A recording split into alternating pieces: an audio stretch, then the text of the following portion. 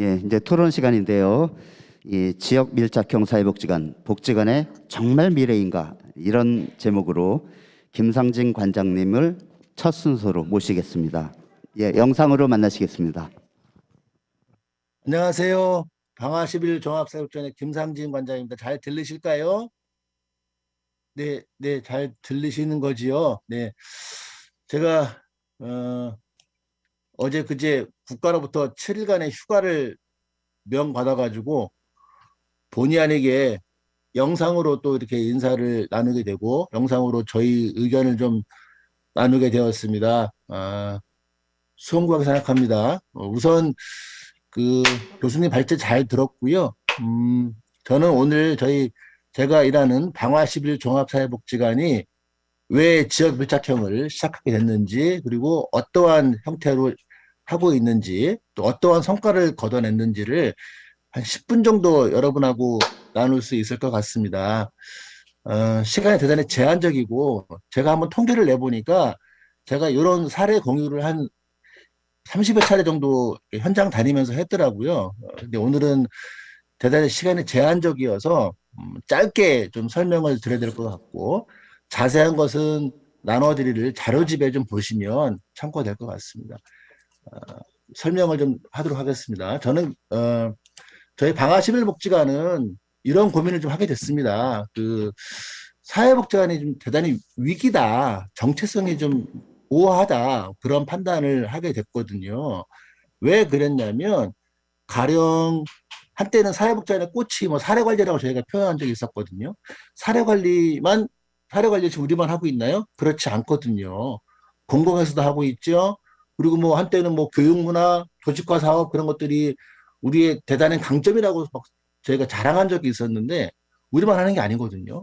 다양한 서비스들을 사회복지관 말고도 다른 곳에서 많이 하고 있다. 그러면 앞으로 사회복지관은 어떠한 콘텐츠로 우리가 일을 꾸려 나가야 되는지에 대한 고민을 저희는 이제 하게 됐고요.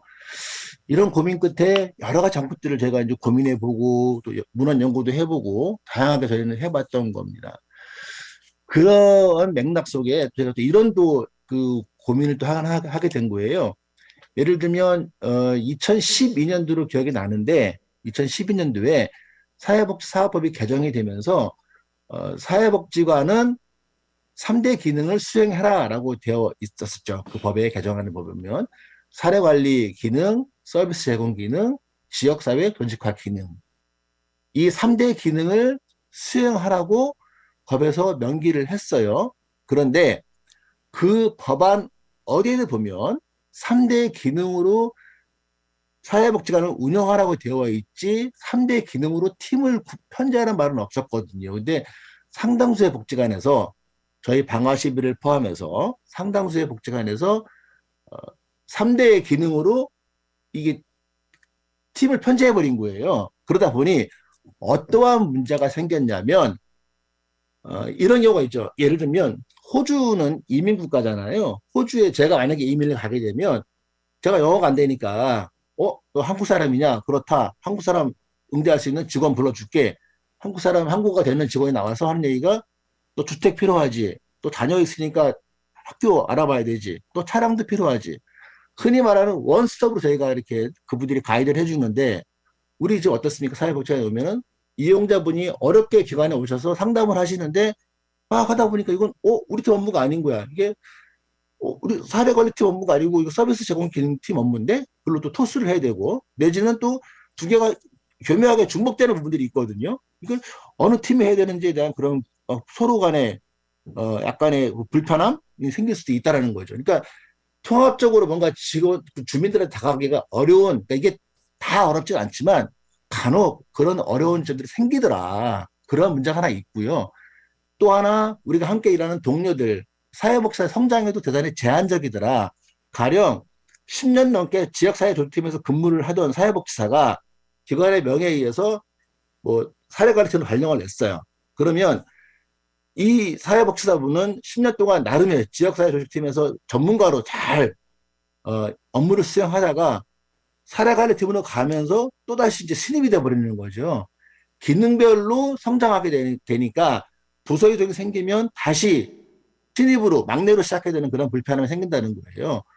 그래서 저희는 좀 고민하게 된 거죠. 이게 큰 틀에서 보면 같이 뭔가를 해 나가야 되는데 이게 가능할 지점이 안 된다 싶어서 저희가 고민하면서 그러면 이 3대 기능을 한 명의 사회복사가 통합으로 진행할 수 있도록 그런 기관의 운영을 좀 바꿔보자라고 저희가 판단을 하게 된 거죠. 다시 말씀드리면 사례관리, 지역 조직, 서비스 제공 기능을 한 명의 사회복지사가 다 운영할 수 있게끔 하는 것이 우리가 흔히 말하는 지금 말하고 있는 밀착형 사업의 핵심이라는 겁니다. 물론 방화시비를 보는 견지에서 다른 복지관에 보는 또 다른 견해가 있을 수 있습니다. 이것은 저희랑 생각이 다른 것이 틀린 게 아니니까 그렇게 양해해 주시고 들으시면 좋을 것 같아요. 이렇게 말씀을 드리면 상당수의 분들이 또 당황해 하십니다. 지금도 일이 많은데 세 가지 기능을 혼자 다 하라고? 어렵죠. 어렵죠. 그래서 여기에 대한 전제가 좀 성립이 돼야 되는 것이 있습니다. 예를 들어 그 기관이 하고 있는 사업들을 쭉 나열해 보는 거죠. 나열해 보는 거죠. 그래서 무슨 이 사업을 정리할 필요가 있는데 그런 겁니다. 가령 이 사업을 이 업무를 방화11이 아니면 A라는 기관이 반드시 해야 되는 것인가? 그냥 우리가 관례적으로 했던 것이 아닌가? 그걸 좀 잘 구분해서 정리를 할 필요가 있다는 거예요. 기관이 반드시 해야 될 집중 사업, 우리 기관이 중점적으로 해야 할 사업, 이것은 그냥 관례적으로 했던 것 같아. 굳이 우리 기관이 아니어도 괜찮을 것 같아. 이런 거 좀 없애버리고 그래서 좀 사업을 정리시켜서 다이어트 시켜놓고 동료들에게 마을로 나가라고 해야 되는 거지. 설령 마을로 안 나가도 괜찮습니다. 뭐 그냥 회관 중심으로 이래도 좋은데 거기에서도 물론 이러한 정리가 좀 필요하다는 거예요. 관행적으로 했던 업무들을 좀 우리가 정리할 필요가 좀 있지 않겠는가. 뭐 다 잘할 수는 없잖아요, 저희가. 그래서 좀 집중하는 사업, 뭐 그런 사업도 좀 정리할 필요가 있고, 이어서 저희가 서류도 왜 이렇게 많습니까? 그렇죠? 서류도 우리가 좀 필요한 서류들은 잘 좀 정리를 하고, 그렇지 않은 서류들은 조금 폐지하는 순서로 해서 사업과 행정적인 절차를 좀 간소화시킨 다음에 동료들에게 나가라고 해야 한다는 그런 전제가 성립된다는 거예요. 나가게 되면 만약에 나갔어요. 나갔으면 또 뭐 현재 출퇴근자라든가 현재에서 또 우리가 쓰는 그런 공간이라든가 또 뭐 그런 것들은 또 이제 부차적으로 또 저희가 필요한 전제가 되겠죠. 저희가 이렇게 해서 저희가 한 2018년부터 올해까지 약 5년 정도 저희가 방화시비를 이렇게 하고 있어요. 그러면 많은 분들 저한테 묻습니다. 그렇게 하니까 뭐가 좋아요? 뭐가 좋아요? 첫 번째로는요. 함께 일하는 동료가 3대 기능을 다 실천할 수 있는 아주 실천 가능한 사회복지가 성장합니다. 제가 이건 경험한 것이고 이건 저희 복지관 직원들이 다 같이 공유하는 공감하는 그런 내용들입니다. 3대 기능을 실천할 수 있는 사회복사로 성장할 수 있다는 거 굉장히 중요한 거거든요. 이러한 성과 결과물이 있었고요. 또 하나는 그 현장에서 만나는 지역 주민들이 물론 그 전에도 그분들이 마을의 주인으로 여러 가지 역할들을 하셨지만 왜 복지의견에 그런 말씀이 있잖아요. 사회복지사는 돕는 거다. 우리가 그분들이 마을의 진짜 주인으로서 마을의 변화를 주체적으로 끌고 가셔야 되고 마을의 문제를 해결할 수 있도록 저희가 돕는 역할을 하다 보니까 마을의 변화가 넝굴체가 생기는 거예요. 넝굴체.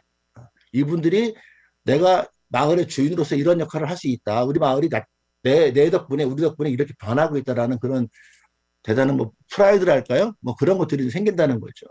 그래서 그런 장점이 있었고요.